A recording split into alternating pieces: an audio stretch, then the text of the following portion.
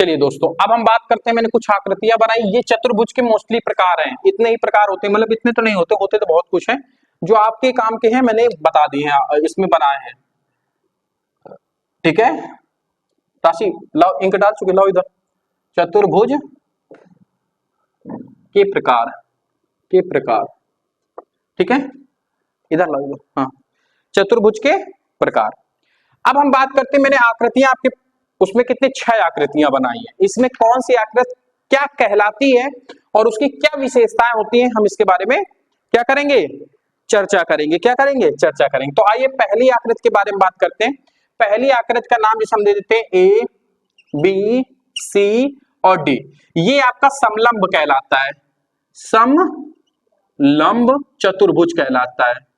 क्या कहलाता है, चतुर्भुज कहलाता है। इसकी विशेषता क्या होती है कि आमने सामने की भुजा, मतलब ए बी भुजा सी डी के क्या होती है, समांतर होती है। ए बी भुजा सी डी के क्या है, समांतर है। ठीक है, ये मोस्टली इसकी भुजा होती है और ये इक्वल नहीं होती है, ये इक्वल नहीं होती है, ये बराबर नहीं हो सकती है। आप ऐसे कर सकते हो, A B does not equal to C D के। ठीक है, तो ये 2-3 कंडीशंस होती हैं और इस प्रकार की आकृति आप कहीं पे भी देखेंगे तो उसको हम लोग क्या नाम देंगे, समलंब चतुर्भुज कहेंगे। अब बात करते हैं सेकंड की। अब सेकंड में देखो, आमने सामने की भुजाएं तो इसमें बराबर हैं, आमने सामने की भुजाएं बराबर है। नाम दे देते हैं ए बी सी और डी। आमने सामने की भुजाएं क्या है, बराबर है, मतलब ए बी बराबर है सी डी के और ए सी बराबर है बी डी के। तो इस प्रकार के, और इनका कोण 90 अंश, कोई भी कोण 90 अंश नहीं होना चाहिए, कोई कोण 90 नहीं होना चाहिए, नहीं होना चाहिए, होना चाहिए। तो ये आपका क्या कहलाएगा, ये आपका कहलाएगा चतुर्भुज या फिर समांतर चतुर्भुज। क्या कहलाएगा, समांतर चतुर्भुज। समझ में आ रहा है कि नहीं आ रहा है, कि नहीं आ रहा है, राशि की नहीं आ रहा है, लग रहा है, आ रहा है ना। चलो अब हम बात करते हैं क्वेश्चन तीसरे के, आकृति तीसरे के। देखो, इसमें भी आपके आमने सामने की भुजाएं क्या रहती हैं, बराबर रहती हैं, A B C and D. आमने सामने की भुजाएं ये क्या है, बराबर हैं, लेकिन इसका प्रत्येक कोण आपको 90 दिख रहा होगा, दिख रहा है कि नहीं दिख रहा है। सी डी बराबर हो जाएगी ए बी के और सी ए बराबर हो जाएगी डी बी के। इतनी चीज समझ में आई। और प्रत्येक कोण कितना होगा, प्रत्येक कोण 90 अंश का होगा, 90 अंश का होगा।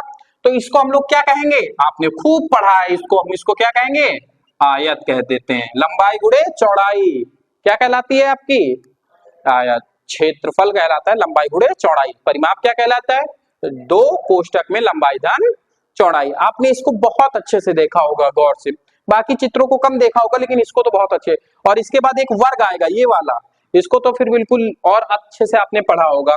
ठीक है, तो अब बात करते हैं चौथे क्वेश्चन की, चौथे त्रिभुज की। इसको क्या कहते हैं, देखो इसमें क्या होता है, इसमें आपके चारों भुजाएं आपस में क्या होती हैं, बराबर होती हैं। क्या होती हैं, बराबर होती हैं। मतलब ए बी बराबर है सी डी बराबर है ए सी बराबर है बी डी के, मतलब चारों भुजाएं बराबर होती हैं। और कोण 90 अंश, कोई कोण 90 अंश नहीं होता है, कोई कोण 90 डिग्री नहीं होता है, नहीं होता है।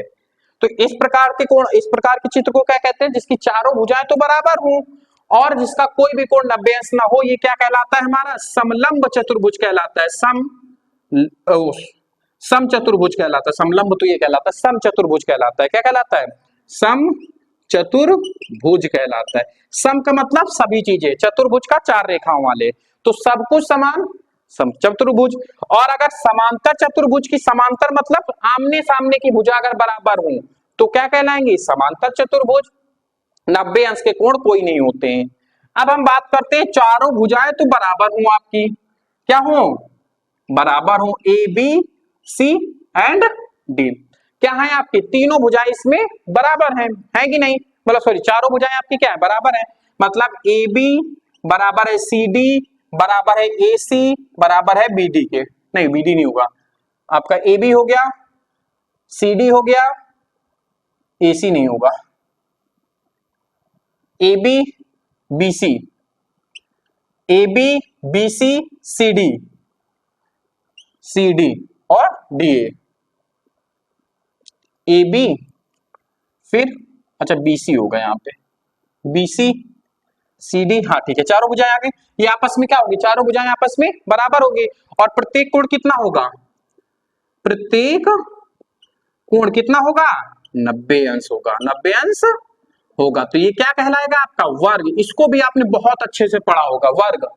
क्षेत्रफल a स्क्वायर, परिमाप 4a, पढ़ा है ना आपने। अब जैसे ये है एक आकृति ए बी सी डी, इसमें आमने सामने की भुजाएं देखो बराबर है, नहीं बराबर है, आसन्न भुजाएं बराबर है, ठीक है। तो इस प्रकार की आकृति क्या कहलाती है, तो पतंग कहलाती है। पतंग से तो सब लोग आपकी होंगे कि नहीं वाकिफ है, पतंग सबने उड़ाई होगी, है ना। तो ये आपके 6 प्रकार के क्या हैं, चित्र हैं, ठीक है, बात समझ में आई। ये 6 प्रकार के चित्र आपको ध्यान रखने, क्योंकि इस प्रश्नावली में, इस अध्याय में आपको इन सब की जरूरत प्रॉपरली पड़ेगी। जैसे पहला आपने ए बी समांतर होगा CD के और कोई भी भुजा इसमें बराबर नहीं होगी, तो क्या कहलाएंगे आपके समलंब चतुर्भुज कहलाएंगे। ठीक उसी प्रकार से आमने सामने की भुजाएं बराबर है और कोई भी कोण 90 अंश का नहीं है, क्या कहलाएगा आपका, आपका ये कहलाएगा समांतर चतुर्भुज कहलाएगा। ठीक इसी प्रकार से अगर चार आमने सामने की भुजाएं बराबर हैं और प्रत्येक कोण 90 अंश का है, तो ऐसी आकृति क्या कहलाएगी, आयत कहलाएगी। ठीक उसी प्रकार से अगर चारों भुजाएं बराबर हैं और कोई कोण 90 अंश नहीं है, तो समचतुर्भुज कहलाएगा। ठीक इसी प्रकार से आपके प्रत्येक कोण 90 अंश और चारों भुजाएं आपस में बराबर हो, क्या कहलाएगी, वर्ग कहलाएगी। और जिसके आसन्न भुजाएं आपस में बराबर हो, पतंग कहलाएंगे। ठीक है, तो चलो इसको नोट करो, फिर लास्ट स्लाइड लेते हैं, फिर खत्म करते हैं इस क्लास को। नोट कर लो जल्दी से, नोट करो।